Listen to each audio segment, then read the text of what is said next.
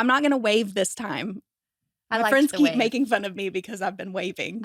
Let's do it. No, I'm not doing it. And then when someone's just listening to the podcast and they hear me talking about waving, which I'm now doing again. It's okay. Welcome, Northside Women. We have a special guest with us today.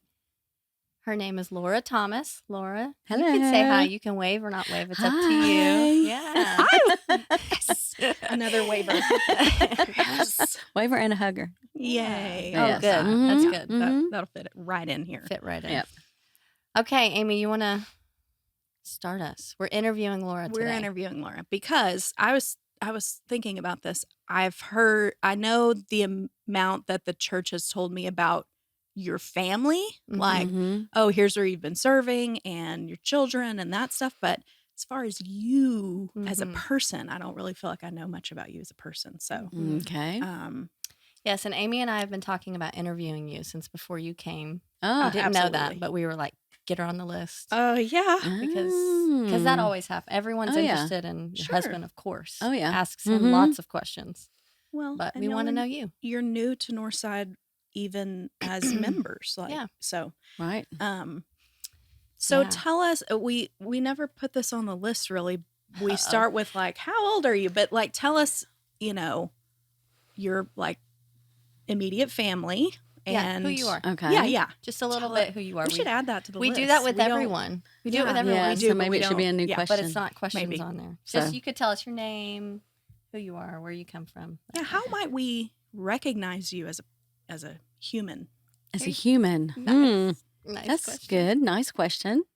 So my name is Laura Thomas, and I will answer the next question. I am 51 on the flip side. Nice. As my body tells me every day. Flip side. On the flip side. I am married to Jim and the senior pastor here at Northside, and we just got here at the end of September. So I am originally from Chipley, Florida, which is right north of Panama City Beach. Wow. My mother still lives there. I have friends there. My nieces still live there. One of my sisters lives near there. So people keep saying, "Is it so good to be back home?" And I'm like, "This wasn't my home." Home for me. Jim is, the great uncle signed the Texas Declaration of Independence. Land commissioner of Texas. Yeah, born and bred. Knew we'd be back here eventually, but we have 2 daughters. Emma Kay, who is married to Austin James, who was from Weatherford. Yeah. So I think they mentioned that when we came, and he was on stage. I went to Sunday school the other day with his 3rd grade teacher.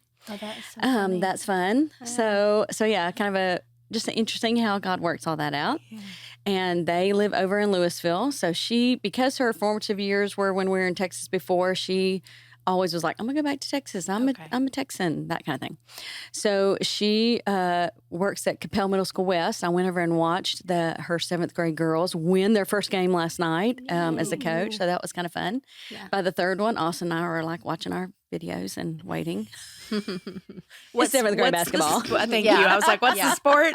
It's basketball. The 3rd one sounds like it could be volleyball, but that's not the right time of the year. Okay, but we were talking about how that's a great place to start, because then at least you're starting with them fresh. I mean, except for the couple that had dads that had stars. And then we have Jenna, who is a senior at University of North Georgia.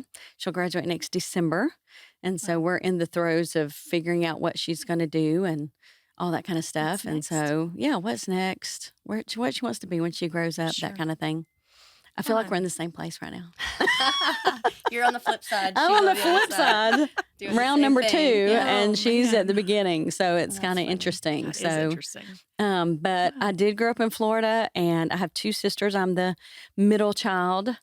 I always say, in fact, just yesterday I was talking to somebody, and they said, "So you're really like the oldest," because I always kind of say my older sister abdicated the first child throne, and I had to step over and take over, step up, take over. And so, but I have 3 sisters, and we have 7 girls between us until my younger sister had a boy. Wow. He's like the king, King Nate. We love him. And and then my oldest niece now has 2 kids, and she has a boy. So we're like, yay, we're getting some boys. How fun. A lot of girl stuff in our house. So, and, What else? I went to school. I got a bachelor's in psychology from Stetson University. I was supposed to go to Florida State. If you are Facebook friends with me, you know I am a massive Florida State fan. My parents both graduated from there, and they were robbed. Just want to say. So, although literally, I was like, "Oh no!" we can have a whole discussion about that. Don't get me started.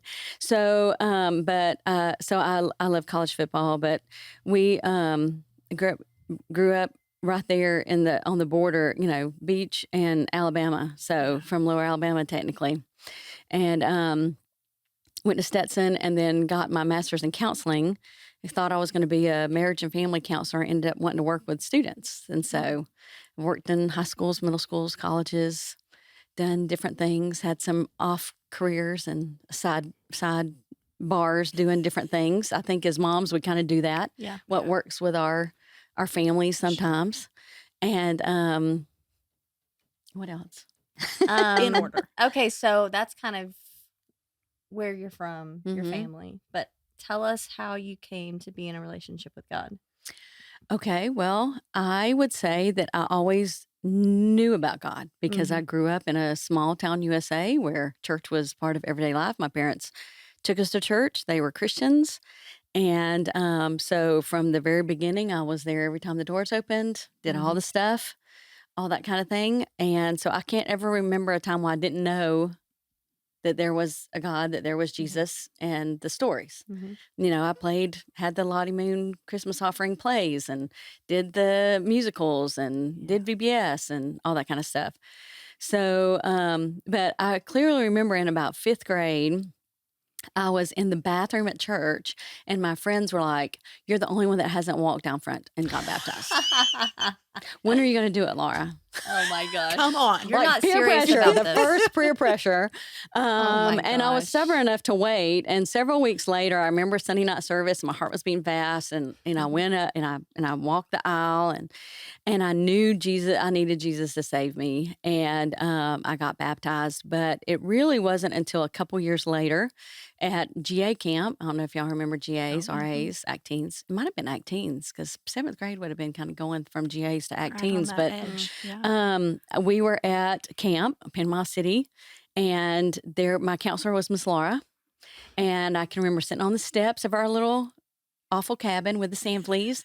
And she, I mean, it's very clear, it was the sun was Burned in going your- down, and she made me see that God, doesn't want to just save you. He wants to be Lord of your life. Like I realized that difference, that it's not just a Wednesday, Sunday, go to church, he saved me, you walk away, that he wants to be Lord and Savior. And so that is when I say I truly, truly got it. And would say that's kind of the start. And then since then, I feel like it's a hills and valleys type thing. Like I'd love to say for the last, 40 years, I have lived as him. Perfect amazing. ever since. Yeah. But that was not the case because for probably the next 10 years, I struggled still with that lordship thing, that thing of, plus small town and, you still, church is just what you do. Everything was based around the activities we did in school. And I had some great people. I had some great youth ministers and things like that around me. And so I was doing the right thing, but somehow, I think because of things that happened in my family, things that I was involved in, things that happened to me, I kind of became almost a control freak. Like I had to be the good one. I had to be I couldn't mess up, I'm the good girl. This is what people see, and this is what I have to be. But yet I was making wrong choices and bad choices on the flip side because I was trying to do it myself. Right. It wasn't about In your own power. in your own power. Yes. not yes. your relationship with him. and Right. learning Trying to be walk with good, him. which Yeah. I think I think all of us. especially when we're young, I think it's a struggle to understand that it's not Yes. about that. Yes. And just not realizing like I knew all the stuff. We have a lot of discussions about heart and head. It's a heart thing, but I think that what we give our kids, because even during those times in my head, I knew Jesus loves me, this I know, and I knew we had a mom who was always our VBS teacher, and she always made us sing "Turn Your Eyes on Jesus," turn your eyes upon Jesus. Anyway, and so it's like those things are in your head, and so it kind of kept you from maybe going totally off the rails, and you knew. And so really, it was about 10 years later that I had gotten really to the end of myself. I mean, I was kind of like, I can't do this. And I was I was in graduate school. I was sitting by myself in my apartment, and I was like, okay, God, I can't do it. I'm not good enough.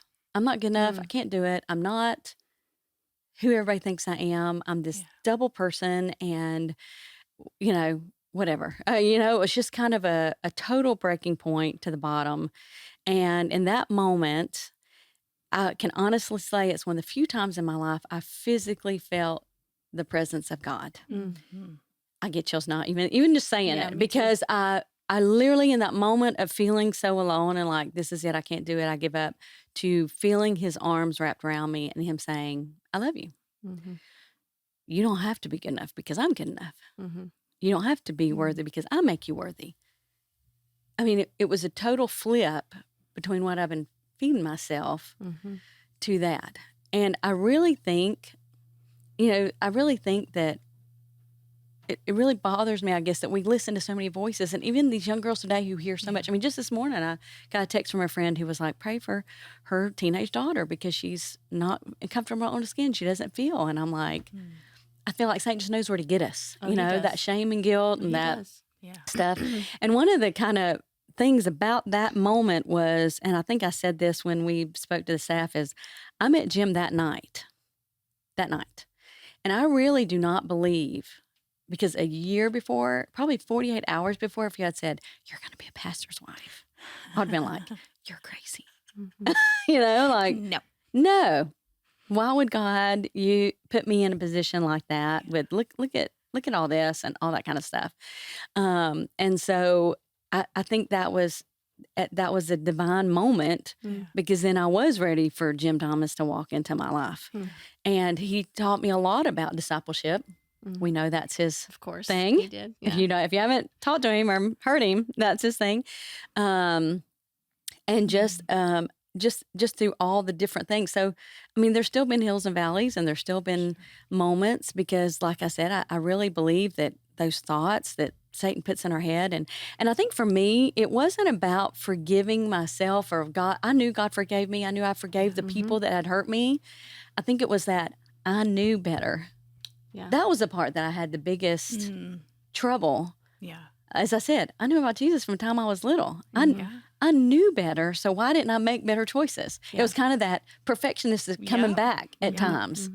But that I can look back and see all the different things. Like, I feel like my 30s, we were talking about you turning 30, and that was a big growth time for me. Yeah. Just things that happened to me, situations I was in, just God really showing me how to handle things and do things. It was which is kind of crazy because you have young kids and you're, whatever. Yeah, man, but yeah, it taught me that out by the time I'm in my 30s. I don't have much time left. Well, you still, I mean, there's still things, it's just ups and downs every season. Well, yeah, we're always in growth, aren't we? Really? Yeah, I was talking to Mandy Cross yesterday, and what she's walking through, and I was like, she was like, I can't wait to see what God has next for you. And I was like, well, I can't wait to see what he has next for you. Like, every season brings its own growth and pruning every time. Certainly. So far, I haven't experienced anything different, but so far, every season has brought some sort of growth and some sort of pruning that I don't want and I fight against. And we hear that over and over from people that have done this longer than us too. So I think that's safe to say. Right. So you came to a place, it sounds like, of surrender, which is a tough place for those of us that need to show the world that we are good enough and perfect and, in the ways that we want to. Yeah. Yeah. Because we are so not, and it's okay. Yep. And it's because he is so far from it even. That's right. It is comforting in a way to go like, oh, no, I don't have to be. I don't have to have it all figured out. And we hear that as children, but I don't know if we can really comprehend that until we walk through some stuff. Right. Yeah. Yep. Right. All right, Amy, you're next. Oh, am I? Oh, okay. What? Just one. Okay. Well, this question's a little silly, I know, but I thought about that too. Okay. with a typical Northsidean, we would say, tell us about your history. How long have you been at Northside? But we sort of know that. So let's try the second half of that. Tell us where you're getting involved. Like, where might we find you on a typical day on our campus? Or even like your experience with Northside. I'm curious as an outsider, like what's your experience so far? So my experience so far has been that everybody has been just wonderful. I mean, people have been, I was in a class the other day that somebody was like, everybody's so friendly. That's really true. And I mean, everybody has been so giving, so generous. They've been welcoming and friendly. And, you know, I've kind of been joking with people saying, if I recognize your face, I consider that a win. Because there's a lot of y'all. There is a lot. There is a lot of y'all. A lot of people. And, but I love the fact that anytime I've been in conversation with new people, how they say, oh, yeah, we started coming because somebody who went to Northside invited us, or someone went, we were on this with our kids, or we were here, or we were there, or, you know, it wasn't just I mean, there are probably random, just, oh, hey, I want to go to that church. But that everybody really has been friendly and welcoming and just great and giving us, you know, time, and they have been inviting to things and asking to things and stuff like that. So, so I'm figuring out where. So on the Sunday right now, I've been going to the 9:30 service. And that's what's fun, because some people, like Sunday, I went to a class and somebody had invited me to come to a Sunday school to try it out, because I've been trying to try out to see if I should go or if I should serve somewhere. And one of the ladies came up and she was like, now, where did you move from? And all? Because I'm thinking, if they're in the 9:30 service, they see the back of my head. Right. But they don't really see me. And a lot of times in any church we've been in, Jim and I aren't together. Yeah. A lot. And so people do sometimes are like, oh, wait, okay. Yeah.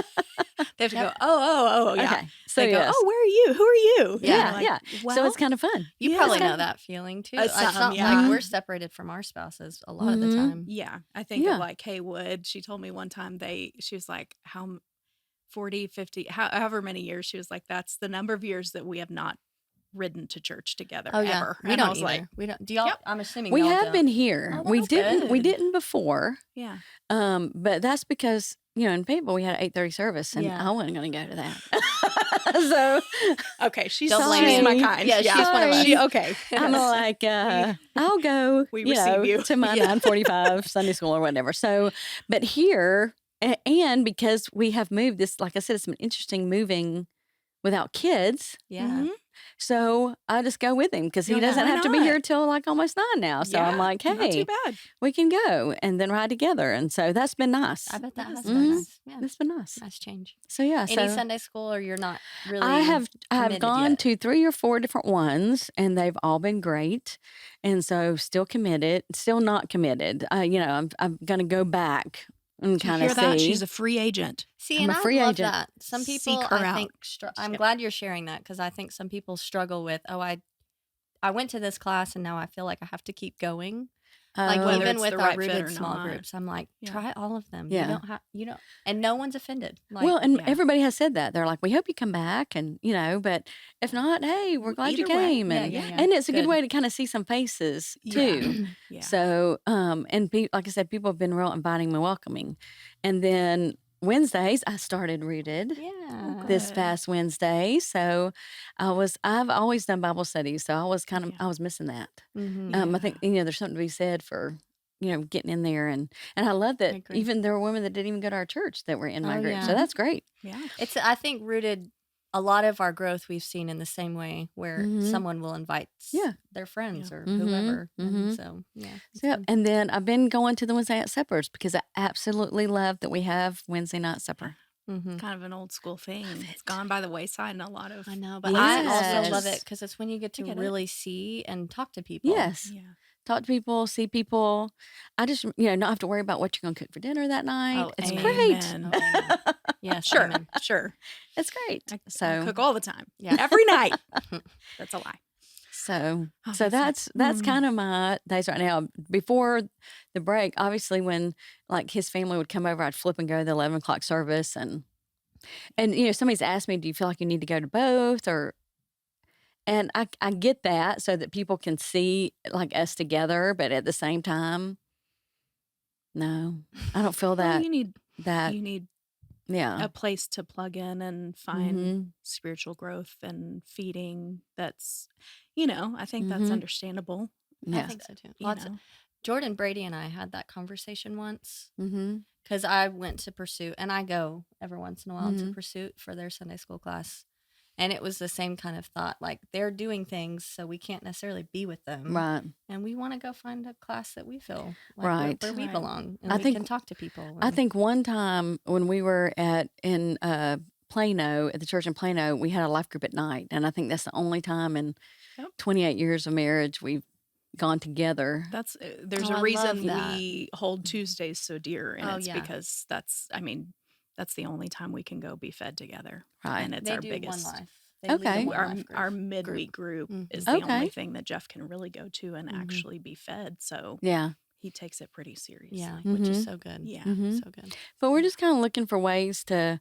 We were, especially in Fayetteville, because of my work, and we were always in two different places. Yeah. So it's kind of a fresh start to see, okay, where can we go together? I mean, obviously he's doing all this over here, but what can we do together, and where can I be? I love it. So that we're not such on two different tracks. It's a different era. You're in a different era. Right. And I love that not only do you have a fresh start in a way being here, but that maybe some of what worked there or would only work here now. I never sat on the front row with him there. No, I sat somewhere with people. Yeah.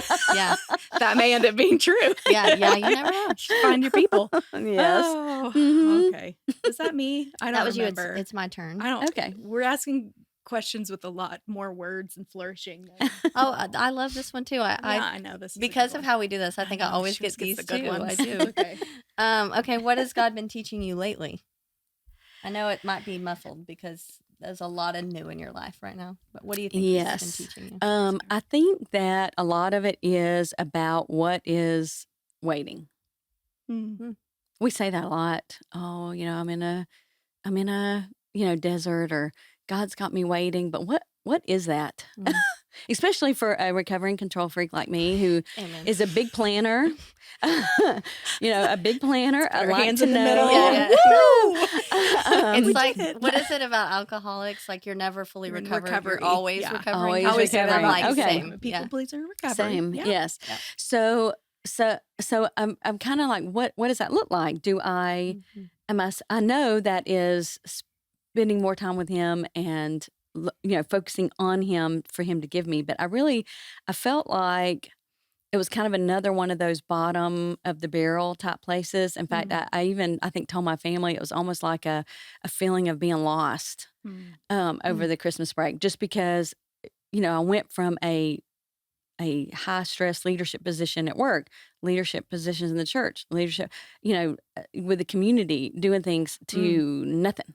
Yeah. I mean, it's like it all got pulled away. And for various reasons, some good, moving here, some bad, the job thing. But it was kind of like, okay, what am I supposed to do? And I had a friend recently say, how about He's just giving you time to heal from all that. Mm-hmm. Okay. But what do I do? Yeah.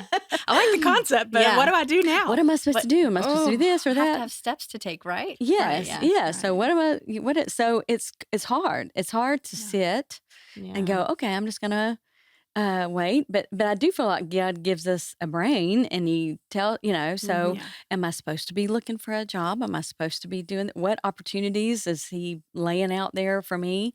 And to really pray about those moments and those things that come along. So when I figure it out, I'll let y'all know. Yeah.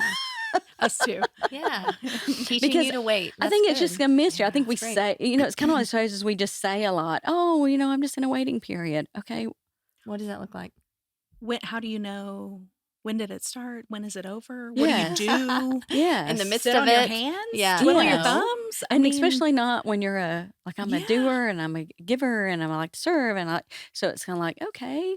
I've also gotten more introverted. So then on the flip side, okay, I can be in my house for a week and not talk to anybody. And that's not good either. It's also probably nice, isn't it? Yes. I mean, I feel like that's sometimes one of the best way, especially if you're an introvert, like, you might need some of that time to heal, really, and to recoup. I am definitely if you read anything on outgoing introverts, because most people will be like, what? We see you talking all the time.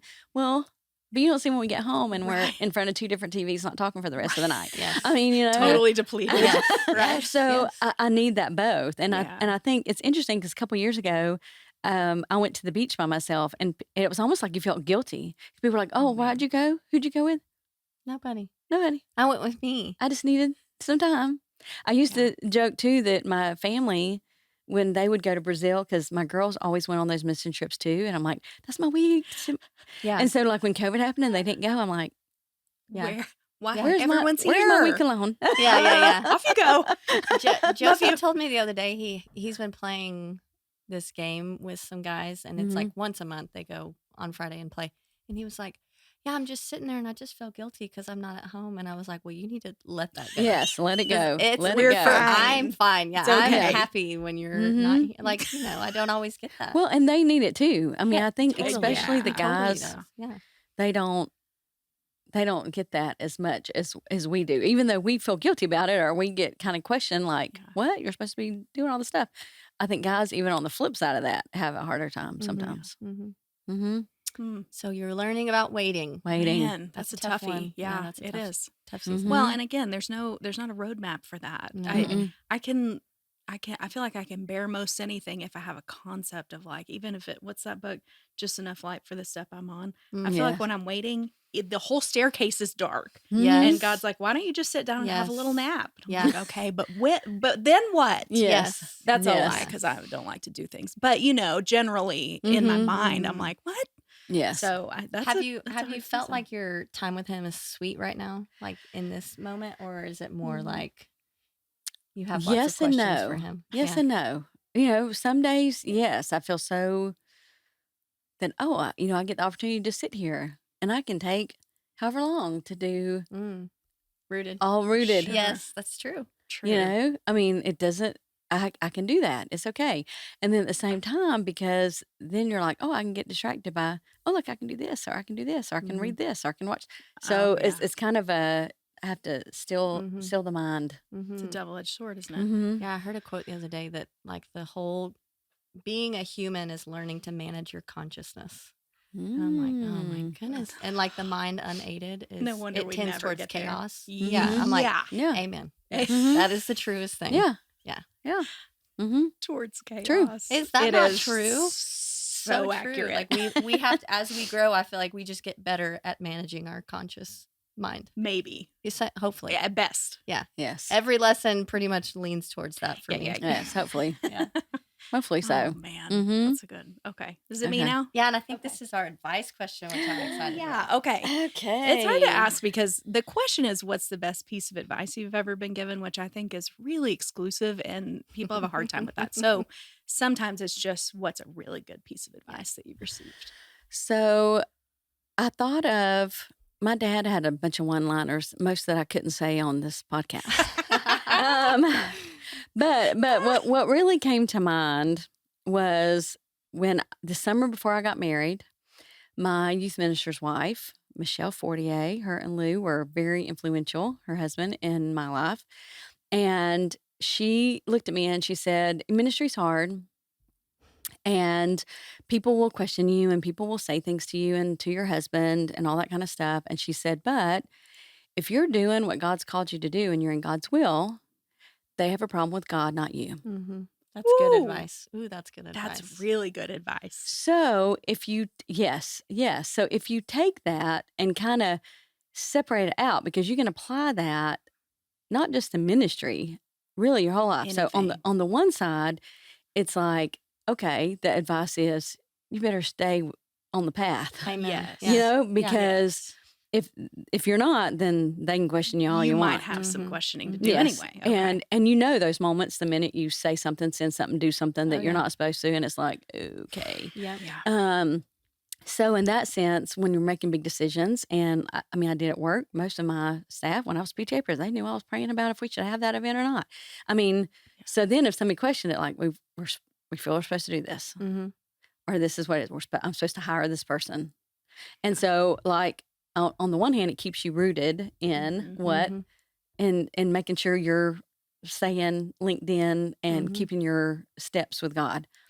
On the flip side, too, it has helped to, okay, somebody says something, you think about it, thank you very much, and move on. Yeah. I mean, I'm a big internal thinker. I overthink, but that has really helped me be able to go, yeah, that had nothing to do with me, and I can just keep going. Which is a struggle for a lot of people, finding that emotional boundary and shield to go like, oh, I don't have to take everything into my core. Right. And believe it as if like, oh, this is about me. When most of the time it's not about it's about you at them. all. Or it's about, there was that study, I can't remember who the guy's name was, but it was about the different types. And he said, most of the time when people say something to you, if you kind of step back and say, oh, wait, did you mean to say that? They backtrack. Yeah. Or sometimes it's learning, to stop and evaluate. Okay, wait a second. I had an example of this when Jim was youth minister. I was in a singing group, and one of the ladies was the pastor's daughter. She was older, and we had a situation with one of the other girls in the group, and she wanted to meet with me, and she basically told me I couldn't be like that as a staff wife, and blah blah blah blah blah. And I remember thinking I'm going to get Jim fired, and what am I going to do? But after thinking about it, it was like, no, I believe I did the right thing. I believe in common courtesy and manners, and I believe this is how God told us to handle this, and the person this is about was good with it. So, yeah. Okay, thanks. Thank you for your input. Thank you. But I did evaluate it. I mean, I think anytime somebody says something to you, you have to stop, evaluate, say, okay, God, in light of God's thoughts, not ours. Yeah. What do I need to change this? Do I need to adjust this? And that's why it's so important to have those people that will tell you, like my friend last week, who said, I'm gonna say this, and I'm like, just say it. Just do it. I love friends like that. Just say it. Yeah, go ahead, lay it on me. So I think that was probably it's just stuck with me all these years, and not just about ministry, because in so many things, area of our life. If we're walking personally with God, doing what He has for us, you said it's not that we can't take it in, but especially as women, I think we tend to take it in so deeply that it rocks our world instead of going, okay, like you said, I can evaluate that and allow that to pass through if it's not for me. And I watch these videos of people that are like, how do you say something to someone like that? And it's like, one of my favorites is, did you mean to say that out loud? Like, just very nicely, like, hey, this just came out of your mouth. Was it on purpose? Right. Yeah. Which I'm like, that's an honest question. Like, or just like, I appreciate your input. Like, that can be true, and also it may not change anything. Right. Yeah. Yep. And I've said before, am I supposed to say thank you to that? That's a good one. Yeah, that's a good one. I'm going to put that in my back pocket. Yeah. Am I supposed to say thank you? And then it's like, oh no, I just never, I had this lady one time, I had given my testimony at one of our women's retreats, and she came up to me afterward, and she literally said, Laura, I just didn't realize you had that much depth to you. What? And I'm like, is that when you responded? Am I supposed to say thank you? Yeah. Sure. Am I supposed to say thank you? And her immediate response was, oh, no, I just always see you laughing, and I didn't realize that you had these stories, which isn't that kind of what we're supposed to do? I mean, we're not supposed to be living in our awful parts, victim parts. I mean, you know what I'm saying? We're walking in victory, right? Yeah. Right. Yeah. So anyway, that's kind of when I learned to say her that. an opportunity to actually say it. No. This is what I meant. Okay. I said something to a friend last night, and I had to call her today and go, did I say that? I think I woke up this morning and went, I said that. I think that's so important sometimes. How many times have I done that? Like, okay, I said this, and I'm afraid you took it wrong. Yeah. Or, hey, when you said this hurt my feelings. I mean, how many things would be corrected if we just said, did you mean to say it? Or, this really hurt me, or I feel like something's wrong. Can you tell me what it is? I mean, we can't fix something if we don't know we did something wrong. Yeah. Jeff always says that about TV show couples. He's like, if they would just talk to one another for 5 minutes. I'm like, oh, I know. That's not what makes TV good. Yeah, that doesn't make the drama good. It's like the I do the movie. same thing. I'm watching movies like, this could be fixed. Put the movies together. I know. Yeah, it drives but me. that's like one of my things. Like the top things you hear from you learn from Hallmark movies. If you're going to listen to a conversation, listen to the whole thing. Yes, amen. Ask about it. Get the context. Oh my goodness, I get anxiety every time I watch White Christmas, and she listens, and I'm like, oh my gosh, that is our Christmas movie. Like we watch it to say Christmas, but same my family laughs at me because I'm talking to her the whole time. Really, you're supposed to be the smart, strong woman. Yeah. Really, come on. Listen, it is that housekeeper's fault. It is. She is a she gossip. She was directly blamed. No, she did not. No one apologized. She didn't do. That's my fault. I shouldn't have been listening in. I'm glad I'm not the only one that sits there and goes, "Are you kidding me?" I always want to fast forward that little part. She's not a bad guy in that movie, but she's not great. Right. No. She doesn't behave in a way that's very becoming, and she causes some problems. I'm sure she's a nice person. At least we could take away from it. Listen to the whole conversation if you're going to eavesdrop. Yes. And don't gossip. Yeah. And the thing is he gave her chances. You know, the guys are always put in the bad light. But how many times did he say, "Tell me and we'll fix it"? Do you not want to do this? Right. And she didn't do it. So speak up, ladies. Speak up, ladies. Come on. I feel like if you learn anything from this podcast, you probably have heard that, maybe. Yeah. If you need an example, go watch White Christmas, because there's clearly a good one in there. Yes. What not to do. Is it Emma? I can't remember, but I'm like, I think it is Emma. Yeah, I can't remember. I don't even know if that's right. Bad with names. Okay, I think it's you. No, it's me. No, it's you. It's me, and I think I know. It's our catch-all, isn't it? Our catch-all. If you could get all the women in a room and tell them something, ooh, what would you want to tell them? What's something we haven't asked that you'd like to say? Well, kind of what we were just talking about to an extent is something that I've been thinking about the last couple of weeks. I saw this a long time ago, and we started it as a tradition in our family that New Year's Eve, New Year's Day, whatever, we get a piece of scrapbook paper and MK with her artistic writing writes the year 2024 on it. Mm-hmm. And then we put prayer requests on that piece of paper. Kind of big dream prayer requests, like we're going to pray expecting this to happen. Yeah. Everything from like Jenna grad school is on that one right now and things like that. And it's on the fridge and it'll be there all year. And then at the end of the year, we look and see, kind of what has come on. They'll mark them off. The girls, would go through the year if something happened and mark it off. And one of the things that I put this year is I said, I feel like we need to listen and honor and respect each other better in our responses. How we do things, how we respond to each other, how we say things back to each other, because I just feel like we're in a world or in a place where we're not listening because we're, got the phone in our hand or whatever, and things. And I know so it's made me think back to, and I think I told you this, I'm a big reader. Mm-hmm. I'm a big book reader. And in 2020, right when COVID started, I read Educated by Tara Westover. If you haven't read that book, I encourage you to read it. I don't know if y'all have read it. I haven't read it. Never even heard of it. Okay, so it was like one of the top selling books, Tara Educated. So it is a kind of an autobiography fiction. I like those ones that are based in truth, but it reads like a book. Mm-hmm. And she was in a off-the-grid family, think Ruby Ridge, like off-the-grid family. And she kind of got out, went to school, college, all that kind of stuff.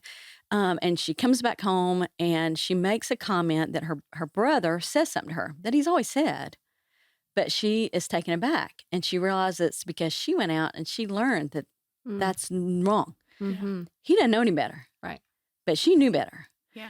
And so she makes this statement that says, I will never again be an unwilling foot soldier in a conflict I do not understand. Never be an unwilling foot soldier. I like to say in a battle I do not understand. Yeah. But she's this conflict. And that line hit me so hard at the time. It was an election year.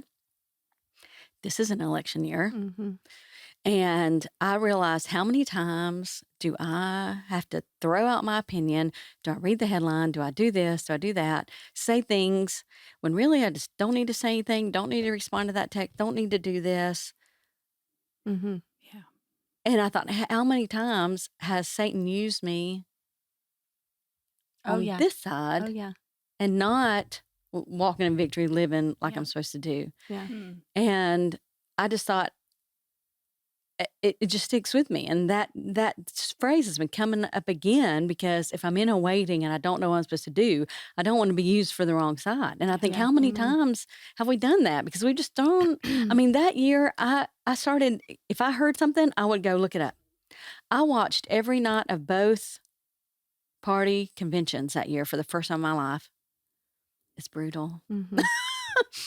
But when I walked in the office next day and somebody said, "Oh, did you hear this?" I was like, "Wait, why do you think that?" Because that's not what I actually saw. Like, and it's helped me to learn to listen to people. I want to know what you think about that, and build relationships. Okay, we might agree different, but what do you really, instead of just throwing my opinion or what I think or what I feel like we just do that sometimes because we have to be heard or we want to be, and it's okay to just be, but it's also to speak up on what we're supposed to speak up. The things that do matter. Yeah. Yes. Yeah. And making sure we're kind of fighting on the right side. Yeah. And think about what a difference. I always say, people are like, "Oh, the world's going, whatever." No, we're out there. It's just that the loudest voices are what's being heard. Yeah. So what if our voices with truth and what we know are being heard? How would that change things? Yeah. And so that just kind of came again. Then I realized, as I was thinking about it, I'm like, oh, it's another election year. So we're going to be tempted to reply and say things and do things and whatever. And are we making the right choices based on knowledge and truth? And kind of out of that, because that next year I went into a stronger leadership position at work. And I just remember God gave me this phrase, and it was, your words, your wisdom. That's all it was. So it's like, before I dealt with people, I want to be speaking your words, your wisdom, not my own. And I even had a friend of mine who's so crafty. She's so creative. And I got this cute painting at Hobby Lobby, and I made her. I was like, "Hey, I need you to write the words." And so she wrote them on this painting, and I put it up in my office at work. So, before you dealt with something, stop. It's right there in your face. Your words, write it on the door your wisdom. of our house. Yes. That's what I was thinking, actually, whenever you said that is wisdom. Not saying learning to not say things that you don't understand. You're talking about things you don't fully understand, but learning when to speak up and when to not is wisdom. That's truly wisdom. Yeah.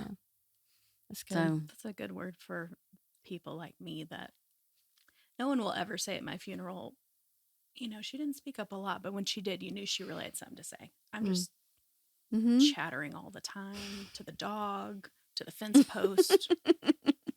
The air. So that's a good word for those of us. Well, and that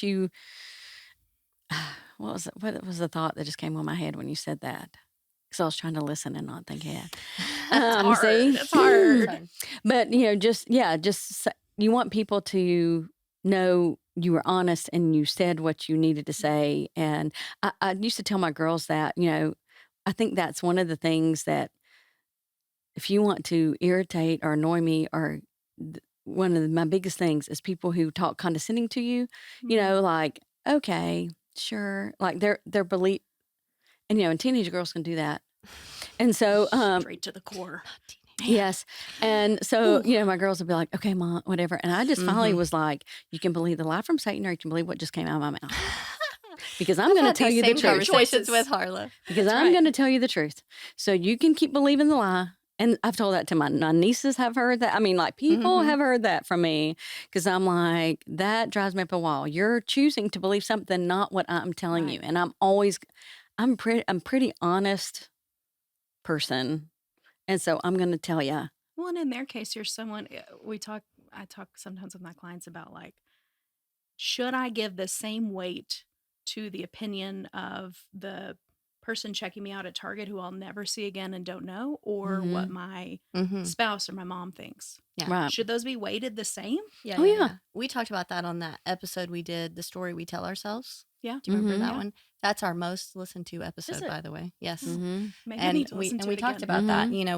People put so much weight into what they see online, or TikTok video, and we're like, those people, you don't even know those people. Right. you don't necessarily know what their doctrine of life is or whatever, yet you're giving them so much weight in your life, and you're believing what they say. What you were saying about, like, a stranger that you've never met coming up to you and criticizing you. Like, it's not that we can't put some stock in it, but how much? What's the weightedness compared to like someone who knows me deeply, who and knows knows my the heart Lord and intentions? Yes. Yeah. Well, and you get to know those people too, in the sense that, I mean, I know we have no one like this in Northside, but in previous churches, there have been some people that they were always going to be complaining. They were always going to be, and Jim takes it personally. I mean, he listens, but I will tell you that my husband prays about everything. And so, and he would come home, and I got to where I'd be going, wait, who said this to you?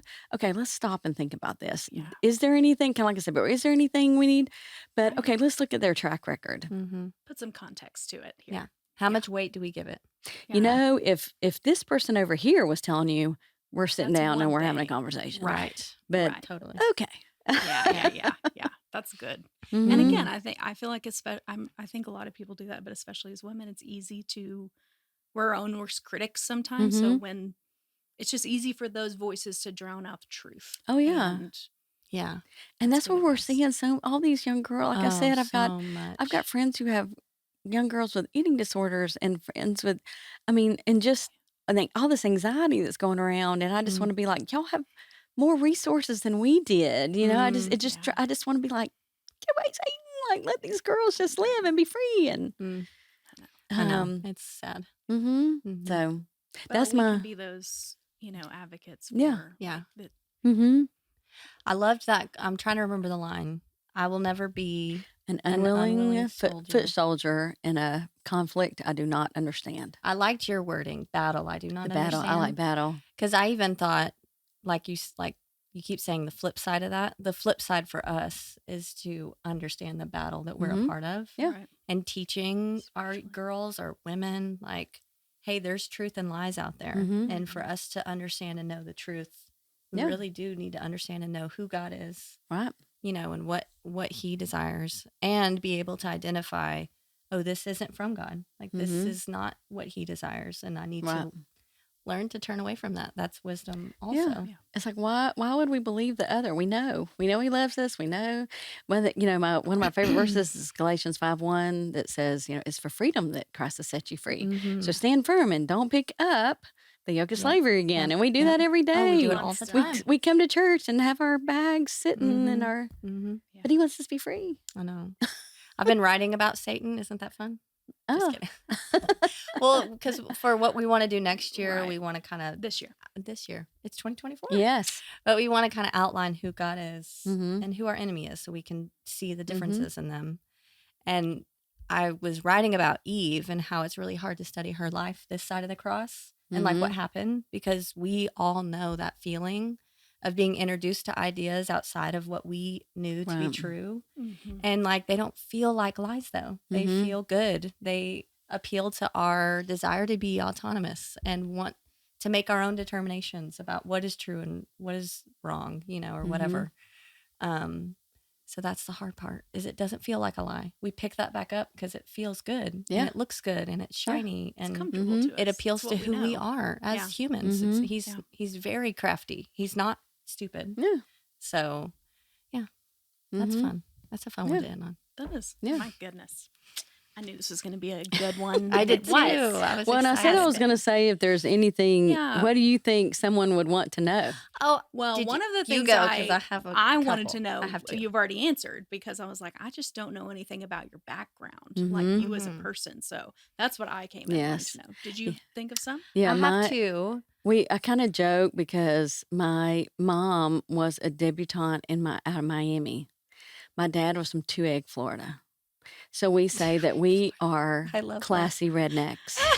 My mom hates that. Oh, she hates that. Right in around here. We're classy rednecks here. So we know how to set the table and host, and we know how to, take care of our own. I didn't get the classy part, but I definitely have the redneck. Yeah, I didn't get the classy part either. I make meals sometimes for Joseph, which my mother-in-law, she's definitely more she's classier than I am. She sets the tables. My dad basically raised me, so we do like paper plates and, Wrong with that. Mm-hmm. and sometimes We I'll do a make lot of that. meals and I'm like, oh yeah, this is a meal my dad would make me. And Joseph is like, okay, Libby, like this is not a normal meal. I don't know if you know this, but people don't eat food like this. Joseph needs to work on the neutral face. No, he's very sweet. He always eats them, but Right. but now I'm starting to realize, like, oh yeah, this is a JD Meeker meal. We're gonna do Okay. it. Yeah, Nothing wrong Okay. with that. Look, you fed your family. Yeah. Yes. It's great. Yes. I love that. Classy rednecks. Yeah. Mhm. When we were talking about these questions with Laura, she said, I'll try to think of something that I would like people to know, but you might have also heard or think of things that people might want to know about me since we're new. So you had some that you thought of? I had some that I thought of, and I tried to think broadly. Like, Okay. what do people maybe want to know about you? And I'm sure that it's everything. I'm sure everyone, truly, people are like, they want to know you, and it's hard Well, because you're you're a one new person anyway. One person. Yeah. Right? Like whether you're the pastor's wife or not, you're a new person. So Yeah. I think that Yeah. plays into it too. Yeah. Okay. I would say most women probably just want to know you. Mhm. But I was thinking, like you said it earlier, he taught me a lot about discipleship. And if you know him, you cut him, and that's what he's going to bleed out is discipleship. But I'm curious what your passion is for ministry. Like, y'all both do ministry, and I know it looks different. He's like the one that is kind of like the face of like, because we called him as our pastor. Right. So of course we know what he's passionate about. But Well, if it probably is kind of obvious and based on what we talked about, but women, just wanting them to see their worth. See, I was real involved in a women's ministry in all the churches we've been in. Started out in youth, and I remember, when I was like, I don't think I'm supposed to help you in the youth group anymore. I'm supposed to start this because the church we were in at the time had no women's ministry whatsoever. And I said, I think I'm supposed to go over here. Still working with teenage girls because I feel like I like teenagers and college students. And so, but women's ministry is definitely one of the things I am passionate about. And you already heard this week. But yes, I know. I am involved in a ministry called Spark Ministry.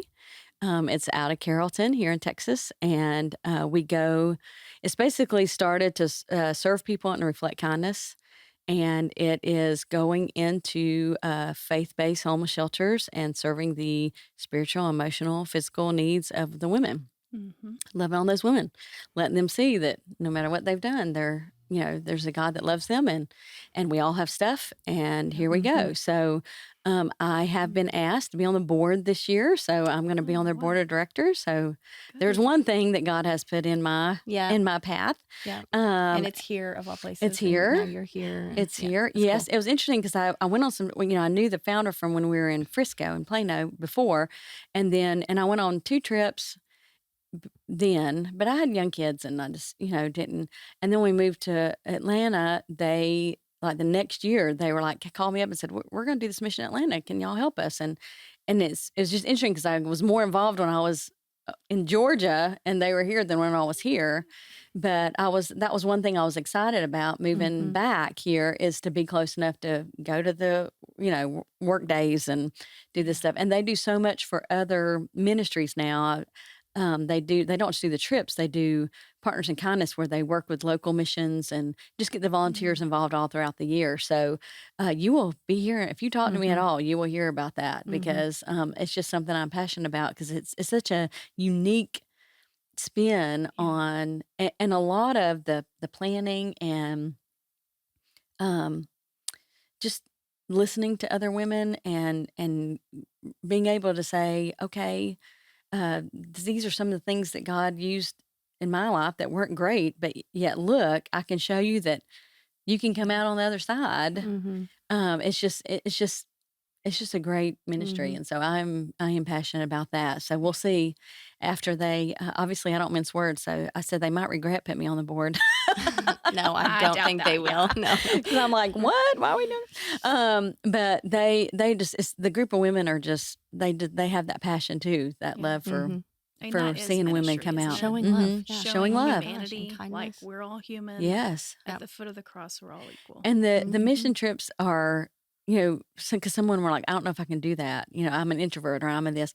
Can you sit down and talk to a woman and ask her questions and love on her? Can you work? Can you change out decorations and give out gifts and have fun? We do a lot of dancing. I know we're Baptists and we're not supposed to do that. But we do a lot of dancing. That's one of my secret things. I love dance. I would so do flash mobs and That's one of my stuff. secret things too. Would so do it, but my family won't let me. Yes, that's one of my secret things. But so anyway, so that's kind of one of the other things I'm passionate about. So you know this, and I think you know this too. But one of my cousins just passed away. Yes, she also loved dance. She was like the life of the party anywhere she went.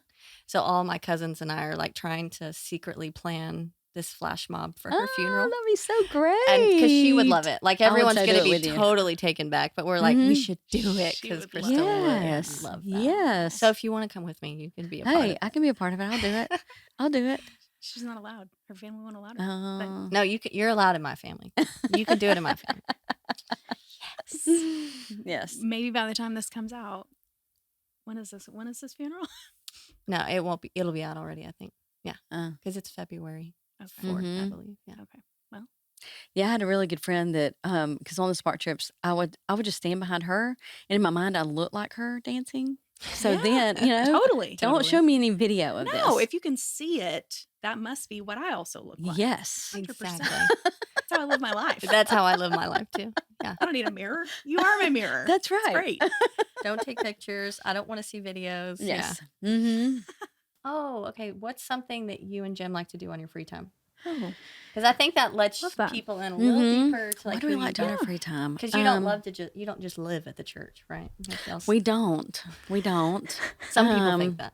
There's couches. Well, it's real interesting to me because that previous generation, and I'm going to do a sidebar. That previous generation, I've been in conversation with people who are like, yeah, my dad was a pastor, and that's why I don't go to church anymore because the church was always first, and blah blah blah blah blah. Oh, yeah, I've heard that too. And I think this generation of guys, Jim's age, they know, like he would never tell his staff, oh no, you can't go to that family thing because you got to be up at the church. I mean, it's a reversal because they saw that. And in fact, I guess this would be another piece of advice.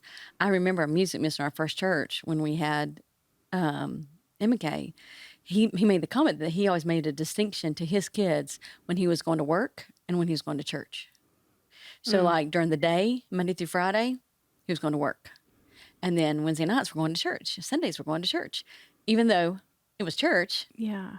And so I kind of did that. So the kids wouldn't be like, Dad takes, but they don't do that anymore. Mm-hmm. Yeah. I mean, I've told the girls, you have a dad who can leave. I mean, except for some random occurrences, can come to your things and be here for that. Mm-hmm. And I think that has changed some of that.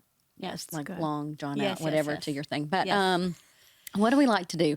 We are both big readers. We're big movie people. Yeah. So we like to go to movies.